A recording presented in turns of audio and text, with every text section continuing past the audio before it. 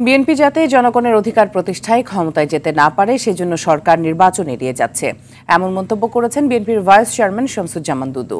তিনি বলেন, অন্তর্বর্তী সরকার কর্মকাণ্ডে দেশবাসী উদ্বিগ্ন। বলেন, শেখ হাসিনাকে যখন তাড়াতে পেরেছে দেশের মানুষ, তখন নতুন ফ্যাসিবাদের জন্ম নিলে তাকেও তাড়াতে পারবে।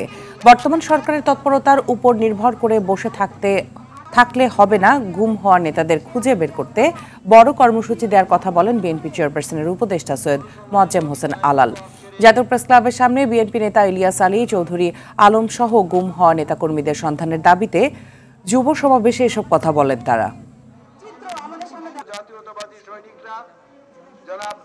এই সরকারের উপরে প্রচন্ড চাপ সৃষ্টি করা ছাড়া, নিজেদের রুটিন মাফিক কাজ করা ছাড়া আর কোনো কিছু তারা করতে পারবে না। বিএনপিকে পাশ কাটানোর জন্য, যাতে বিএনপি নির্বাচনের মধ্য দিয়ে, মানুষের সমর্থন আদায়ের মধ্য দিয়ে, ভোটের মধ্য দিয়ে সরকার গঠন করতে না পারে, সেই জন্য নির্বাচনকে এড়িয়ে যাওয়া হচ্ছে বলে আমরা মনে করি।